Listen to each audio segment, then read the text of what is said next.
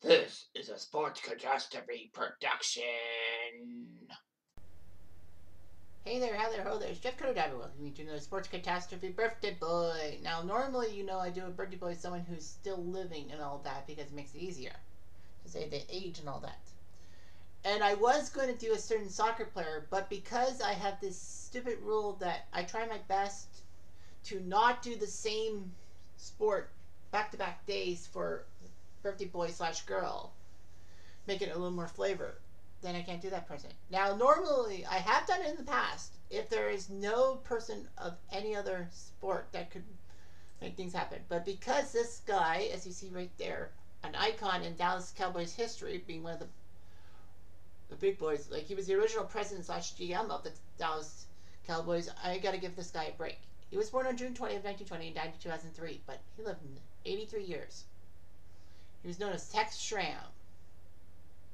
He was born in California, and Tex was his father's name. So he went to the University of Texas in 1947 to graduate with a bachelor's degree in journalism. And he actually was in the U.S. Army Air Forces during World War II. Schramm actually was dealing with stuff with the LA Rams from 1947 to 1956. He actually hired Pete Rozelle as the Rams PR director. And of course, Rozelle would be one of the longest serving commissioners in NFL history with 29 years. Anyway, they were close friends and all that. When the NFL said they were expanding to Dallas to counter the AFL trying to bring a team to Dallas, the American Football League, Schramm said he was interested in running the team. And George Halas, who was the Bears' owner, introduced Schramm to Clint Murchison, one of the guys who were going to purchase an NFL franchise for Dallas. Murchison hired Schramm to be the GM, and when the league awarded Dallas the NFL team in January 1960, he was hooked. Schramm would hire Tom Landry and Chief Scout Gil Brandt, who basically were the big boys of the Cowboys and doing all that in the 60s and 70s. Despite the fact that the Cowboys actually started out crappy, and in their first year they only had one measly tie, and that was against Landry's former team, the Giants. They built themselves up, kind of like the New York Islanders in hockey. Like, they were crappy for the first few years, and then they built themselves up to a decent contender. The Cowboys would lose back-to-back NFL championship games in 66 and 67 to the Packers. The 67 one was the Ice Bowl game, if you must know. They still had 20 consecutive winning seasons. Imagine a team doing 10 consecutive winning seasons. I mean, the Pats, I don't think, had 20 consecutive winning seasons. And they were the team of the 70s. Unfortunately, though, they only won 2 of the 5 Super Bowls they appeared in the 70s. They won Super Bowl 6 and 12, but lost 5, 10, and 13. And 2 of those were to the Steelers. The Cowboys were a marquee NFL franchise, inspiring the nickname America's Team. Schramm actually met with Lamar Hunt, the guy who actually had a franchise in Dallas to counter the NFL, and who would move the team to Kansas City a few years later, to the negotiations for the merger of the NFL and AFL. He was powerful. The Cowboys owners left Schramm the day-to-day operations in his hands. He knew what to do. Schramm actually was not happy with the NFLPA strike. Schramm actually hired replacement players, calling himself the commissioner of replacement football. Schramm basically said to the NFLPA executive director, Gene Upshaw, he said, Gene, here's what you have to understand. We're the ranchers and you're the cattle. We can always get more cattle.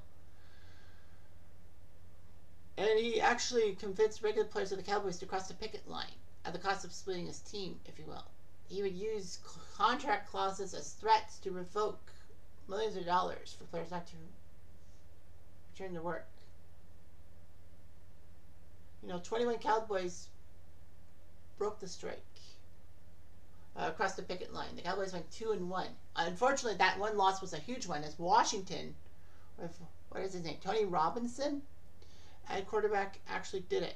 They actually called it one of the biggest upsets in NFL history on an NFL top 10 list.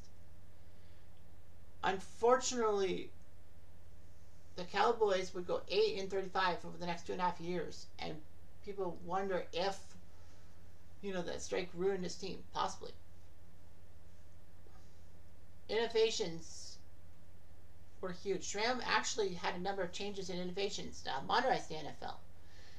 He wanted to put instant replay in using computer technology and scouting. Now remember, computer technology is not what it was nowadays, back in the 60s, all that. He wanted multicolored striping of the 20 and 50-yard lines, a 30-second clock between plays, extra wide sideline borders, wind direction stripes on the goalposts outright, the referee having a microphone to make the announcements, headsets in the quarterback's helmet for hearing plays, and actually establishing the Dallas Cowboys cheerleaders.